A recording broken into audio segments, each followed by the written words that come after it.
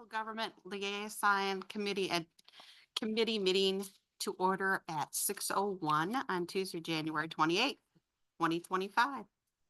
Let us recite the Pledge of Allegiance. Pledge allegiance to the flag of the United States of America and to the republic for which it stands, one nation, under God, indivisible, with liberty and justice for all. All right. Mrs. Falcon. Here. Renee Race is absent. She's not feeling well. And I'm Lisa Atchison, Mayor here. And why don't you gentlemen state who you are and why you're here? I'm Bill LaRose, Public Works Director. Russ Johnson, Utilities. This is a public comment portion. This meeting will allow the public to have an open conversation with the mayor, Mayor Pro Tem. She's not here, and the city manager. You may use this opportunity for public comment.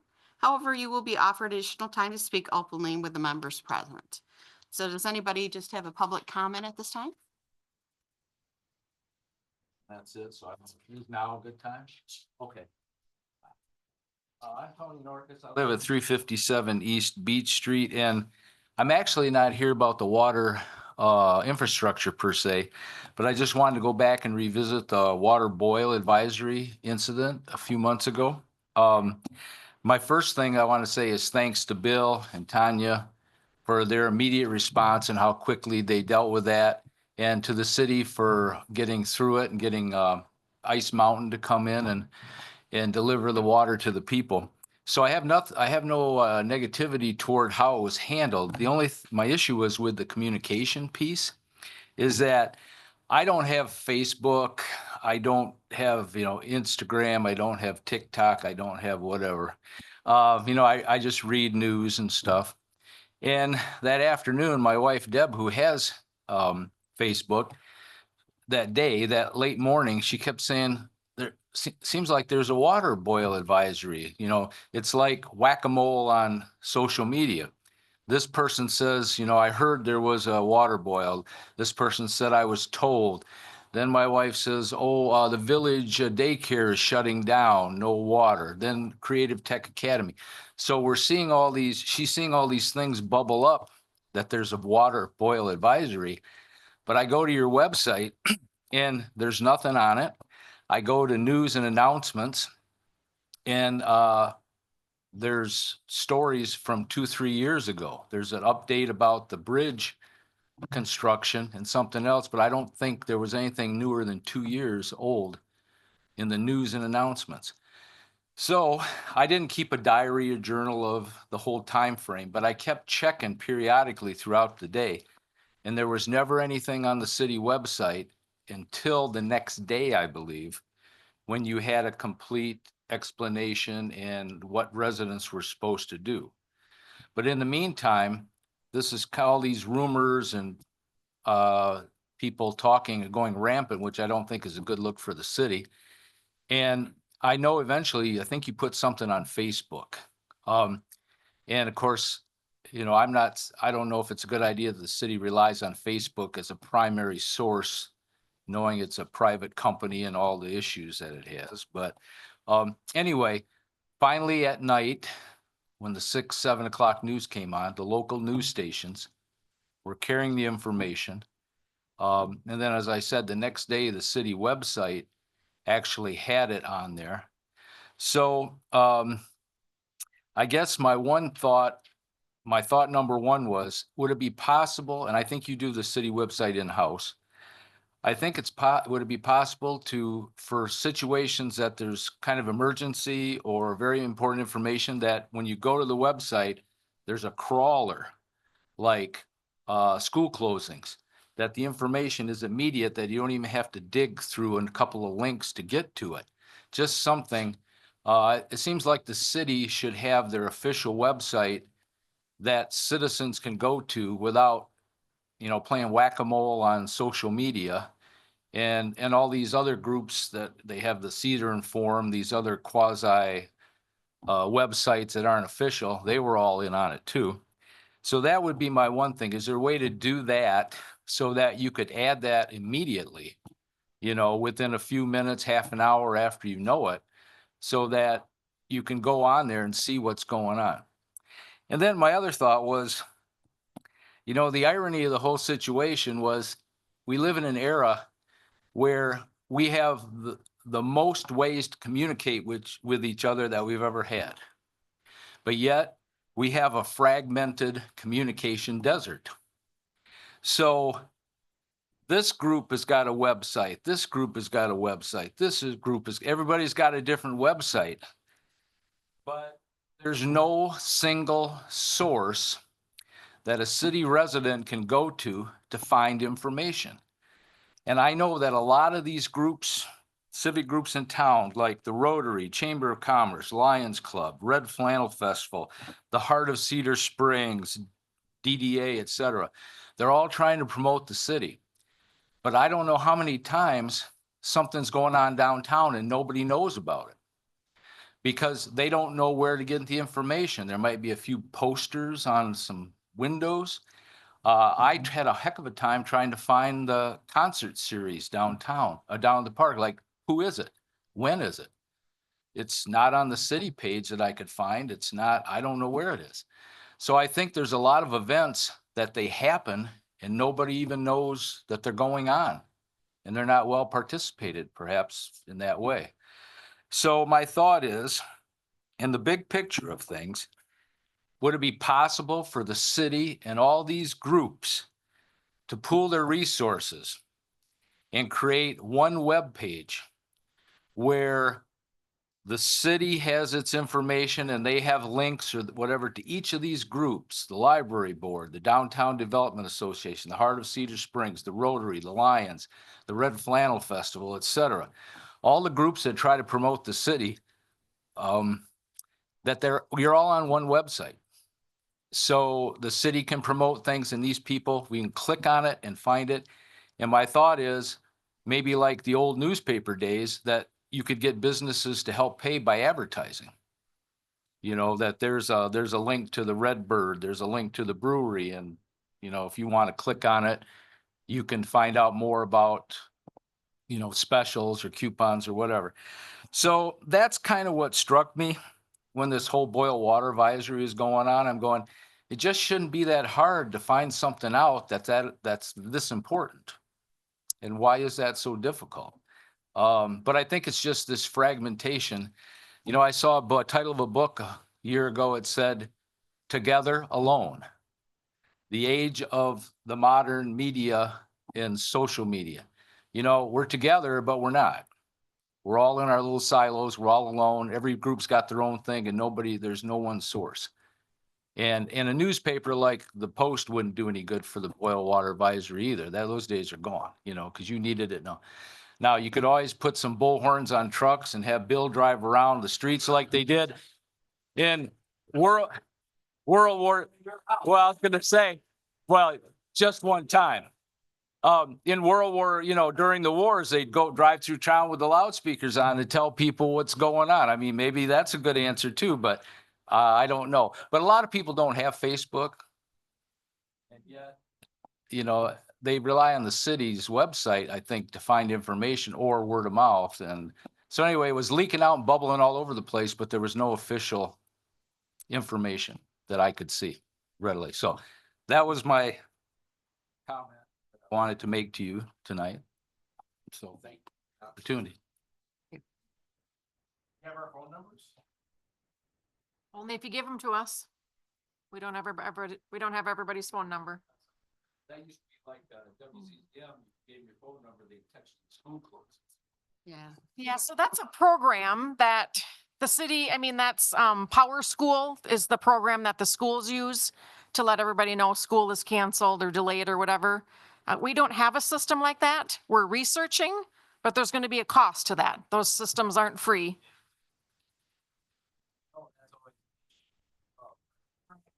My thought is maybe with this whole group thing is maybe with enough groups. Just thought. Yeah. Yeah. So if you wanted to give us your email, Tony, I think we can put it on a list, and anything like this happens, the city does a mass email. Anybody that gets a utility bill emailed, we pull those emails out of utility billing and email them directly, the flyers, the same flyers that we were posting on the website and Facebook. But then again, how would the city residents know this? Is that information that if you give us? Well, I mean, we're not really set up yet to get, 5,000 emails yet. We were just trying to get as much information as we could, the best way we knew how. Better, but I don't know if everybody wants to give up their phone number either. A lot of landlines have been disconnected. The information would be necessary. Know that we need to stop using water, like you said. Oh, yeah, it happened in the morning, is that my understanding? In the evening. Well, Yeah. so we went over it the next day, and it was like the next day. The next evening. Yeah. So what you're saying is it was the next evening. Rebecca, we had our first notice posted that evening, did we not? Yeah. Yeah, we have. So all of the notices were posted onto our Facebook and website, and we also emailed out those individuals that we had emails for. So I just wanted to kind of show you where it was on the website. So if you're on the home page here, all you got to do is scroll down, and this is the most recent news. So as you can see, January 22, there was a temporary brown water right here. Okay. If you're looking for other information as far as, when the concerts are, where they are, if you go to that city calendar, and if I back up to like last year, June, July, you'll see Music in the Heart. It has some information on there for you, council meetings, other community events.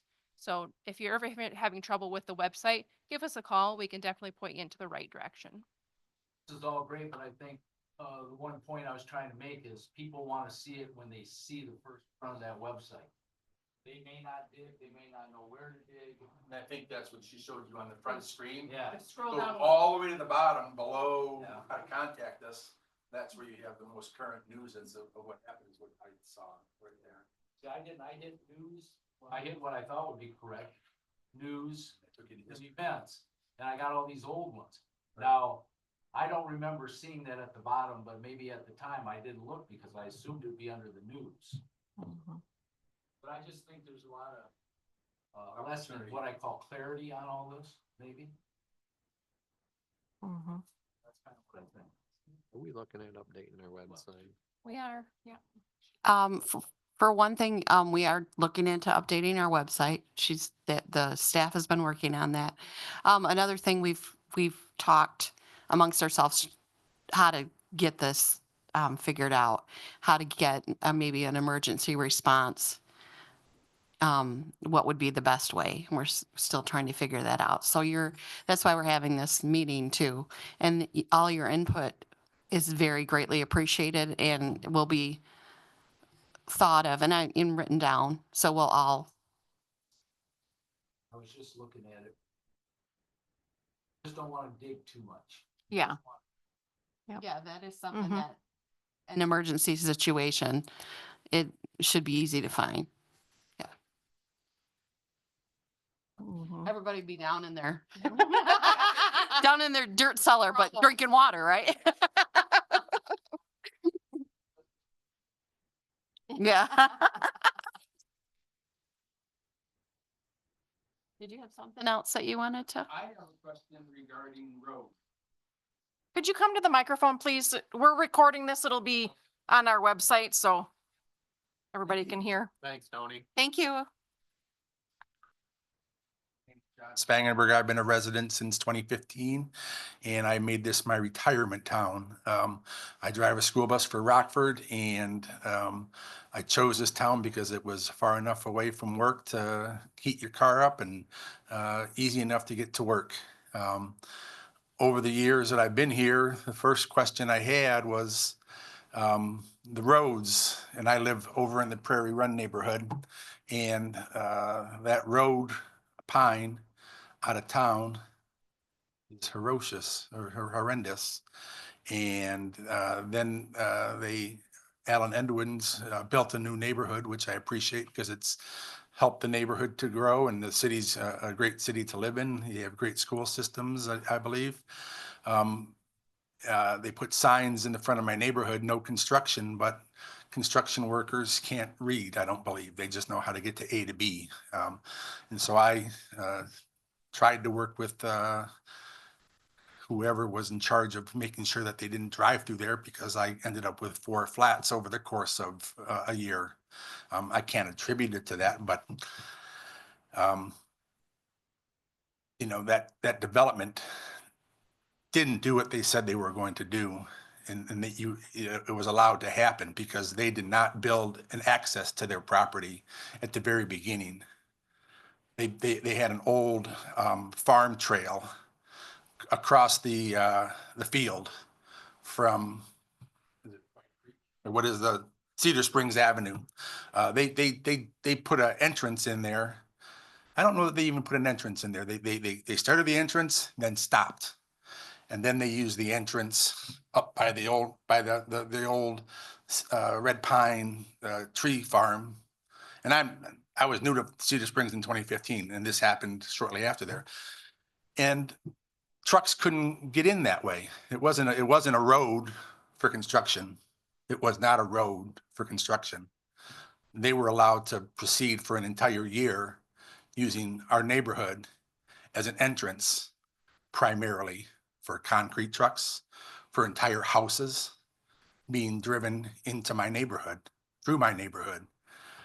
What is the benefit to me for that? It helps raise my property values, helps raise my property taxes.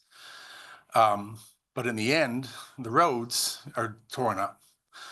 The Pine Street, you know, I asked a 85-year-old veterinarian from the community, when was the last time that got paved? He said when they paved it. Other than that, all that it appears that's happened is it's been patched. How many miles of road annually, new road, is paved in the city of Cedar Springs? For a long time, we didn't have the funding to do anything. Funding's better now. So we started picking off roads. Now you have to understand there's 2 different categories. There's major and local streets, okay? Money's broke up into 2 categories. So we try to do so much major, so much local. Last few years, I want to say we've been doing 4 to 5 blocks of both. As far as for your Pine Street intersection, Right. we are. So hopefully you're not doing, because you're not doing potholes right now. No. And they have grown this week. Is a street that's gonna get done this year from, let's see, it'd be from Pine Street to Cherry. And we are kind of talking about, if there's money left, we want to jump back to that Pine Street intersection and get that worst part of that intersection banged out. From Main to the trail. To the trail, yeah.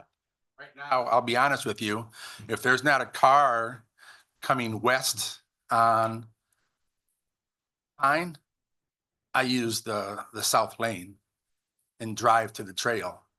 And cars are looking at me like, what is he doing? I said, I'm not driving on potholes. And that's the nicest part of the road, is the road entering the city. And I was disappointed. How did Main Street get paved? Main Street was paved with MDOT money. So that was a grant. 75% of it. Yeah, yeah. 8 feet east and west of Main Street. Sometimes when you look at the scope of a project, you can only go so far. And right off the top of my head, I don't remember if Pine Street is a major. I don't think it is. No, I don't remember top. I'd have to look at the map. the intersection of White Creek and Solon. County Road Commission. Yes, that's not us. I go, are you gonna pave into town? They said no, but you know what they did do? Because there's a website that you can go to and you can complain about potholes and complain about roads. And so I started doing that on areas. I drive a school bus for Rockford, and 9 Mile was a bad road. And I don't know if my comments make a difference, but when I commented about that section, when they were doing that, they actually paved from or from White Creek to the city line. They paved all the way to the city line at the church and stopped at that point when they repaved. And I don't know that I had anything to do with that. Talking around Cedar Springs, you're talking 9 Mile, right? I'm talking Cedar Springs. When they rebuilt that intersection, I don't know if they cut it down. It's Solon and is it White Creek, right? I don't know. Solon and White Creek, the stop sign, the weird two-way stop sign with which the person, in my opinion, it ought to be the person doing 55 miles an hour coming up the hill ought to be stopping. But I just, so you saying only 4 or 5 blocks a year? And where does the revenue come from that? Is it not from taxes? Not taxes, but gas station. Is it only for the gas stations in our city? It's a state of Michigan formula. Yeah, Per person? Per capita, per mile? actually, 19 cents per mile is what we get. Of city street, of major street, I'm assuming. They don't care about, they're not worried about city street. The reason I ask is about the neighborhood. I mean, is my neighborhood ever going to be repaved, and how does that get repaved? so the goal is, yeah, and you probably do understand this. It seems like funding goes up and down. Okay, so when we have funding like we do now, we try to get as much banged out as we can. And unfortunately, for years, we didn't have the funding to do any roads that did. So it's just a matter of how it is, right? So what we did is we started with the worst so not only the worst, but the worst in the heaviest travel.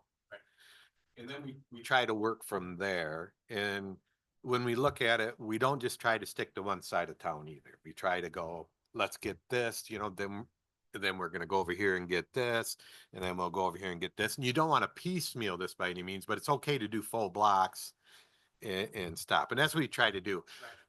Your question in Prairie Run, it's probably a little ways down, to be honest with you, because of we have some more critical roads to get done, but there's only so much money to do, and we pretty much maximize that amount every year to try and get as much done as we can when we can. And we've done for the last 5 years, I want to say, Darla, we've done fairly well at this. I mean, we've done. First Street, Second Street, Main. Yeah. Well, believe me, so I rode my bike around looking for roads of pavement. to give you an example, Main and Muskegon intersection, when I've been here, give or take, when I first started here in the spring, we would spend 2 weeks just in that intersection plugging holes. That's how bad it was back then. Now money came, we were able to widen out the intersection, fix things, but it just seems to be kind of a peak and valley thing, so I can't put a date on your I'm not asking for a date. My question, I drive, anybody know the Bella Vista neighborhood over is that Plainfield Township? No, that's Cannon Township there. Cannon Township. Yeah, I grew up out there, so. They repaved that entire neighborhood 1 year. There was nothing wrong with that. I'm going, how do they get money to do that? And I asked my parents, I go, did you get a special assessment? You're all paying $1,000 this year? I said, no, it just happened. And then over on another neighborhood over by Blythefield Country Club, that neighborhood off of Childsdale, maybe. Same thing. They got paved. Nothing wrong with it. And that's why I thought maybe it was, we're not applying for money that's missing, that we're maybe missing money that's out there. I'm assuming you wouldn't do that. That's how Main Street was done, by applying for money. And we applied again for Muskegon Street, which it looks like, I think it was 26, 27, 25, 26. 28. I stopped driving. I took Fifth. Yeah. Because downtown was so horrendous, especially on the south end of town there. And then Fifth got wore out. And now you're going to fix Fifth. I'm assuming because it is a high traffic with semis. And Held off on that a little bit because when we closed Main Street, Fifth was a detour where you didn't want to have a brand new road that's running that. And another thing we did here just in the last year is Darla asked us to do a 5-year plan on roads, which we went through and we listed 5 years. Now that is a plan. It doesn't mean that things don't work in and out, but now we have a goal for 5 years that gives us kind of a guide. Sometimes when you get grants, they would say to you, well, we don't think you should do that area. We think you should do this area. Sometimes they do. Yeah. Yeah. Would have been the Main Street with trying to go into Pine Street or something. That was a MDOT grant, Michigan Department of Transportation. They are very, this is the scope of your project and that's it. So. part of my concern in that the neighborhood being built, the new neighborhood, well, I don't even know what it's called. Those 100 houses that are slated, they're gonna build out in the next 2 years. He's already clear cut the field next to him, the woods next to him between the highway. I don't know if he's petitioned to you, but there's gonna be another 150, 300 houses put back in there. Also, and once again, the easiest place from the highway to that neighborhood is Prairie Run neighborhood, my neighborhood, to come through, because they have to go all the way through down the bad road up to Wesco, turn left, go back over, turn left again across the road to go into that neighborhood. So ultimately, the next 150 houses that are going to get built are going to come down my street again. Can we ask what road you live on up there? Is it? Pioneer Trail. Yeah. And yeah, It helps, Jenny. I don't believe Larry Stelma has sold that property yet. Larry still owns where it was clear cut. So name is on all the yards that are being sold. So somehow there's a reason. I don't know how it works. It's a city roads, right? accepted the roads in a development, yes. Yeah, yeah. It's not a neighborhood. Yeah. Next question I have is, we have 3 to 4 recreational marijuana facilities. What kind of revenue do they generate for taxes at 15%? They, We they receive that money, don't you? annually a renewal, which is $5,000. And then we receive from the state. So what their revenue is, I don't know, but we get, I think it was 56. I don't know what their revenue is, but we get 56,000 per license per year. It's not fluctuating? Doesn't change every year? I thought those were based on the purpose of getting those. I remember reading when they first started being issued across the state that some small towns were receiving 100% of their general fund amount. 56,000 a year per license since they were established. Licenses up on, Highway commercial, those are part of our jurisdiction as well. Yep. So in the proper community, that's huge. Yeah. Yeah. Yeah. $1,000, right? We have 6 or 7 of them then. If I thought it was just going to be city, I didn't realize that. I thought maybe Solon Township would want their cut. No, once that business was established, they hooked up to our water and sewer. They're part of our jurisdiction.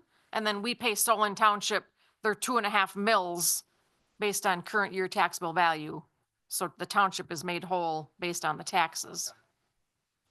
I thought that there was a 15% tax per license, and if they had a great year and did $3 million, you would get 15% of that. Doesn't come to us. Now, the state might get their check before we get our check, but.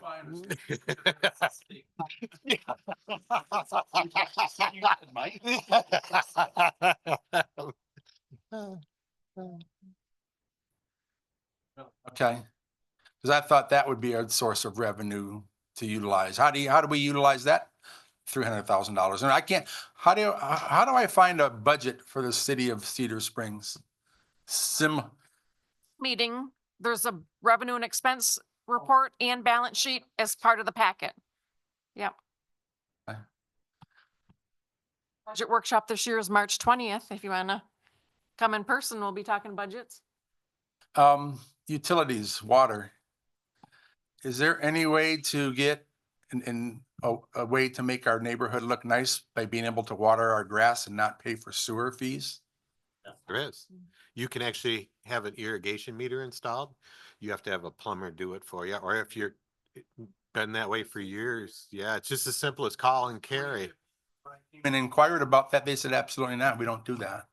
The person at the front desk, so maybe she was the same gal that might not have known. And around here, Yeah, it's that's been been like quite a while. 2,000 easy. So if you Yeah. do that, you're gonna pay up front for a meter, but there's no other costs associated with it, and you will just pay the water rate on that meter. The neighborhood would look a lot nicer if people knew that. Because I'm a single person living in my house. I don't know what a unit of water, what's a unit?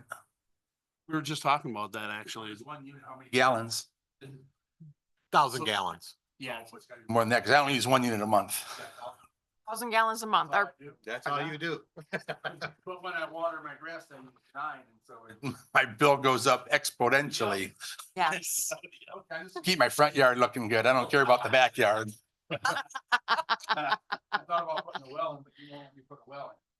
Well, it's actually not the city that says you can't put a well in. The state doesn't let you do that either. Just to water irrigate. No, right. The cross connection, they don't want it. It's like a no-no. But yeah, it's easy enough to do. It's just a call to carry, and we provide you with the meter, and you have someone install it. Is there? Do you remember? 315, 350. Yeah, I can't tell you. I don't have the paperwork in front of me, but if you call Carrie, it's extension 199 here. She'll be able to talk you through it, and and then we come in and take a look at it after it's installed. We just want to make sure it's installed, right? And it's simple as that. Call it down. Where your other meter is, your first meter, yeah, they have to come off before that meter and then come up, and then it goes into wherever your irrigation's going outside. So you have 2 meters. This one's reading water and sewer. This one's just reading water. Obviously, it goes dormant in the winter time. Right. Right. And is there that meter another 750, or it's just, it's not separate for that, right? It's, You'd have to call Carrie. Carrie's the one that handles all the utility billing. She can answer all your questions on that. So, but I know you save quite a bit of money by doing it. over the long term. You know, and I'd be able to water my grass at $4.50 a unit versus 40 unit. Yeah, it's if you want to have irrigation running regularly, it's a well worth it. Roads are gonna be a thing for the future, and just watch for it. And I can honestly say that we've worked pretty hard at it and have had improvement. I mean, from what we had years ago to what we have now. And next year we're able, first time in I don't remember when, we're actually doing 2 blocks of water, sewer, and the road as well, total reconstruct. That isn't grant money. So we're able to do that on our own, which is starting to rebuild our infrastructure with it, you know, and that is, for years, it was just, well, we just throw some pavement down and we'll get it next time, because that's all we had money to do. Right. But I am seeing that money be able to grow, where now it is, let's do the whole project. We might have to narrow things down a little bit, but it's a means to an end. You start with a little bit, you keep working on it, you're getting there. You're not just covering it up anymore. who do I talk to when the Christmas tree farm man, the sheriff, sells that property and they start coming through the neighborhood again? About that. They haven't even approached us for water and sewer, so that's Well, just keep an eye on what's going on. You can always, They're still coming through today. okay, Not today. Actually, but anytime there's a construction need, I don't see the houses coming through the neighborhood, but I'm not home. It happened to be the year 2020 was a year that everybody saw that they had birds in their neighborhood. They never knew they had birds because we had COVID and everybody's. And so I could see every car. That must have been when that neighborhood was started, was 2020. Go through quite a spell at the beginning of that where I wasn't involved with it, but I know our previous city manager and I want to think our zoning administrator were involved with, they were running through there pretty regularly. And I don't know what goes on now. I'm not up there enough to know, but, It's a lot slower when they're only doing one house at a time. They're not doing 7 at a time. there's still They still are doing 7 at a time. has slowed down, but you still are gonna get your occasional can't read the sign. Easy. Yeah. The east side of the neighborhood. They don't have a sign for their own neighborhood over on Cedar Springs Avenue.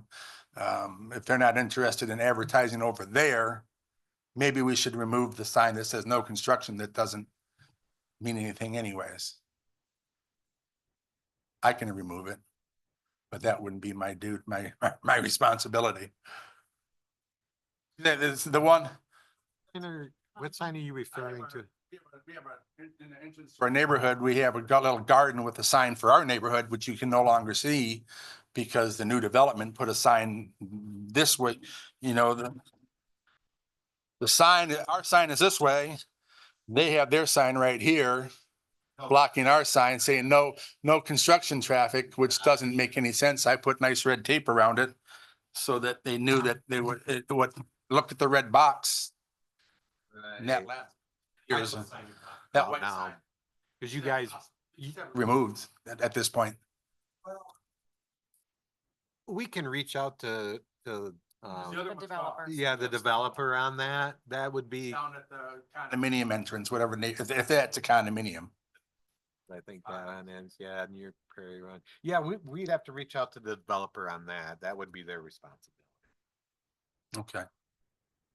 Yeah, they're the ones responsible for the traffic coming in and out. They're supposed to let their subs know.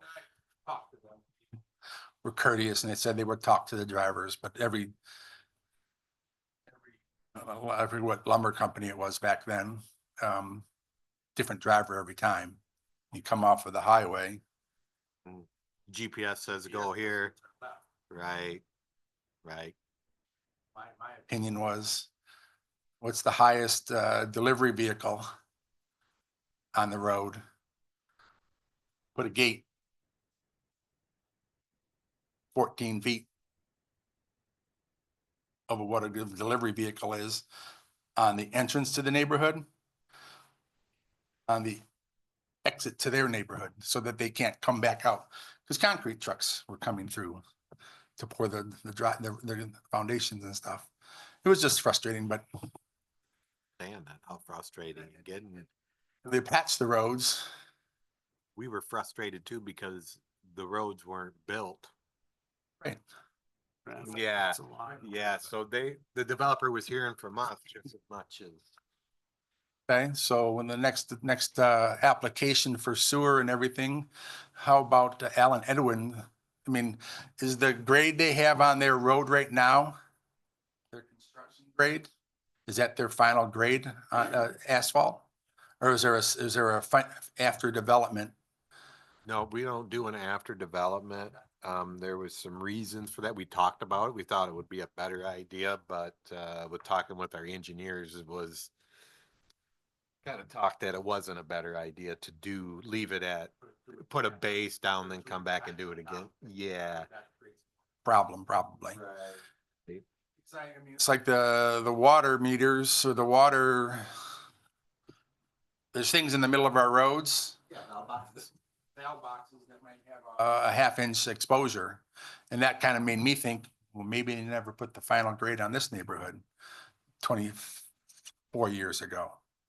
Because some of the valve boxes are in the roads are exposed, have a relief on them. Right? Yeah, we hit them with the snow plow. We know they're there. No problem. I appreciate that. Some of that is road settlement over years. I mean, and believe it or not, asphalt does wear. It does Oh, yeah. come off. So in 24 years of traffic, we went up there and lowered a few of them because of that issue, and we're getting real close to doing a couple more, you know? Yeah. I think that's all I have. Thanks for having us. Thanks for having an opportunity to ask. I asked he talked about the Facebook page. I asked a question on the Facebook page. Is this a conversation or is it just to share? Because generally you can't have conversations at your meetings. It's make a statement and nobody answered that. I don't know. And it doesn't seem like any comments ever are exposed. And maybe it's because like people aren't nice sometimes and you don't want to share their comments, and I can understand that. From the meetings? On anything that you post, when I make a comment of good or praise, you know, they're not there. And part of the purpose of you posting things is to get response from people. And if you're not going to respond to people's questions, then it's like a friend of mine with Foisey's up in Cadillac. Anybody know Foisey's pasties? Anybody like pasties? I love pasties.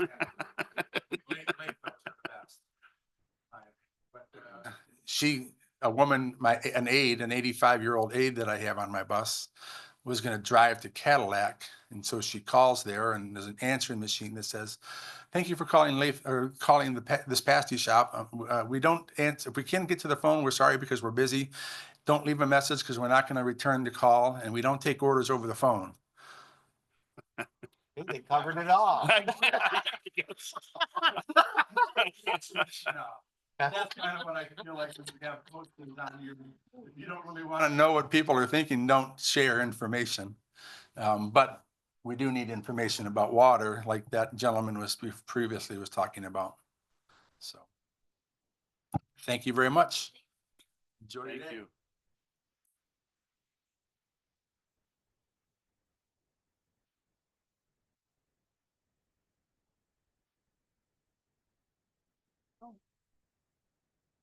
Does anybody online want to make a public comment? If you do, unmute yourself.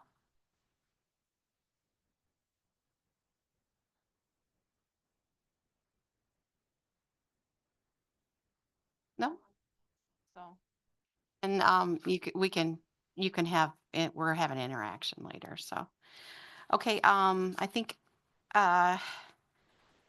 we'll make a motion to approve the minutes from January 30th. I'll support. Everybody in favor, say aye. Aye. Aye. It's just us, isn't it? No, same. Okay, would you like to start the water discussion, Darla? We kind of thought we would just answer public's I know, I questions. We put a couple PDF sheets in the packet just to live out there permanently for information. What would you like us to do? Would you like us to explain? Yeah, why don't we do, just for future knowledge, in case people are looking for information, Bill, can you give kind of like the way the water is when it comes out and where it goes and all those, all that information for me? So just, I don't have my sheet with all my notes on it, but I can give you a basic overview like I started that before. Yeah. So water's drawn out of the ground, out of 2 wells. There will soon be 3. The wells alternate, so not one runs continuously. They alternate between the 3 wells. One will run the next time it calls for water, the next one will run the next time it calls for water, the next one will run, and then it repeats itself over again. So every well is running on a regular basis. From there, it travels through the water mains. takes any demand that would be used in the system, your house basically, fire protection, whatever else might be happening, works its way to the tower. Gets into the tower. Um, Tower has predetermined levels in it which start and stop the well. So let's say 20 feet starts the well, that's 20 feet of water in the tower done on pressure. And then let's say 30 feet stops the well. So when you get between 20 and 30 feet, the well's running, you get to 30 feet, the well shuts off until it gets back down to 20 feet, starts again. When the well's not running, the tower basically feeds the system. So you put water in the tower, the well stops, you take water back out of the tower, and it's a continuous cycle. Um, that's pretty much the best overview I can give you how it works. System's growing continuously. With growing, we suffer some growing pains. One of them is brown water. First thing I want to say is please, if you have brown water, let us know. Putting it on Facebook doesn't help us any. You need to email us, give us a call. There's things we can do if we're notified soon enough to track what's going on. Sometimes we might have water theft going on, certain people taking water out of hydrants without permission. If we can't find anything like that, we're able to take a look at a couple hydrants in the area and track this down. Russ has a spreadsheet and a file where now we're keeping very close track of where our brown water calls are if we're notified. Simple notification on Facebook isn't enough for us. We need an email or a phone call with an address attached to it so we know where that's coming from. Can't think of much else to add to that, Lisa. And the iron, um, that we have in our water is pretty normal. Quite. Yeah, iron occurs naturally, especially in well water. And we do treat for iron. And we flush 2 times a year. With the new well coming online and the system growing the way it is, we are in the process right now of reevaluating how we flush. Um, I think in the spring, we're going to do some different flushing techniques. It's going to be kind of experimental. You're going to see more brown water. We're going to do everything we can to notify people that, hey, this is coming. And make sure that everybody's aware that we're going to be riling up the system, trying to improve things in the end. Another thing we've got going on is a loop going from Solon up to White Creek, which is going to tie all that in, which again is going to change the dynamics of our system again and cause more brown water. The iron in the system is harmless. In one of our pamphlets that we have, it talks about that. No different than some people take an iron pill. It's unsightly, but it's not going to hurt you. The two guys that I started under had me drink a glass full of it when I first started here, and I'm still very much alive. So. You sure are.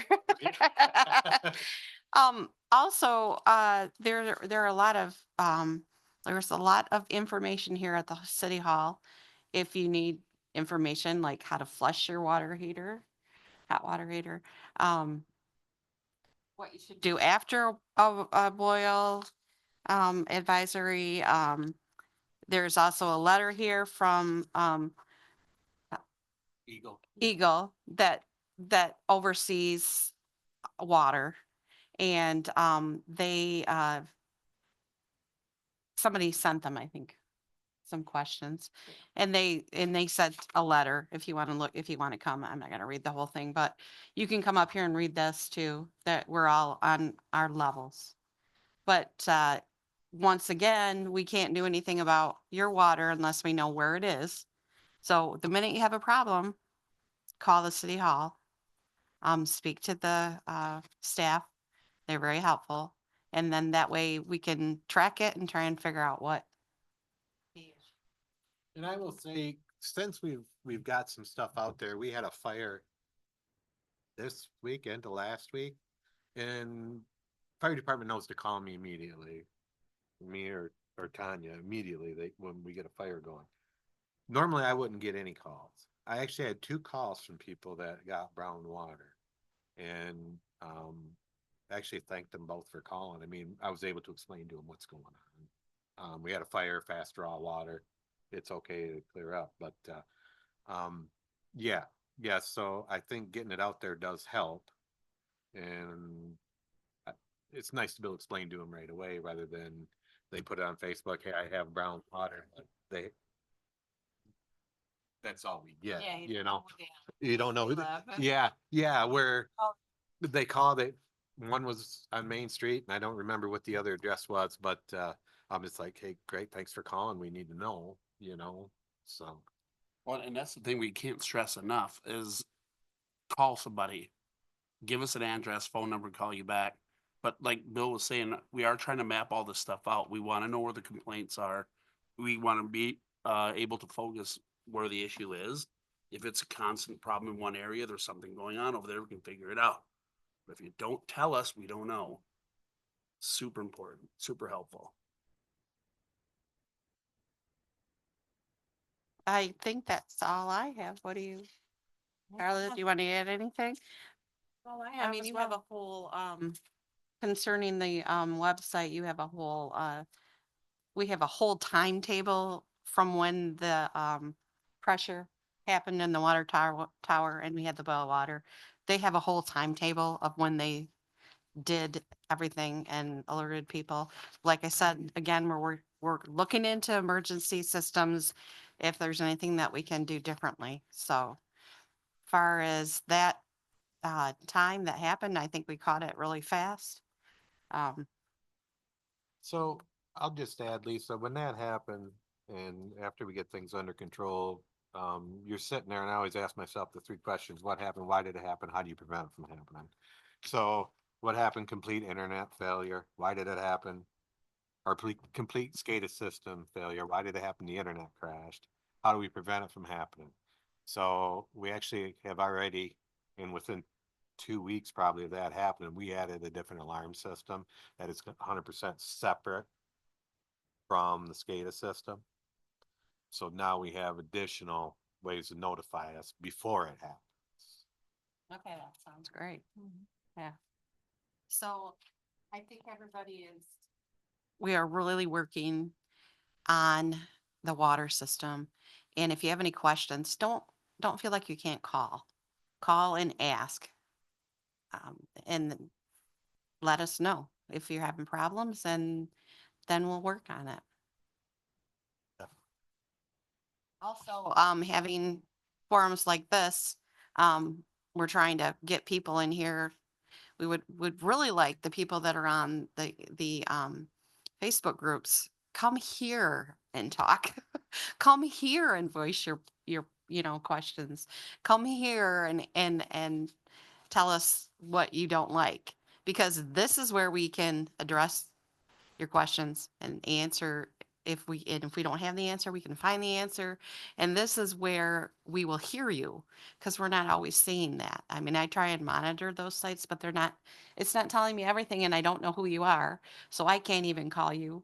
The staff can't call you and find out, what what we need to work on. So try and come to some of these forums. What do you think? Anything else we wanna? Good. All right. I will call the liaison committee meeting adjourned at 6:55. That was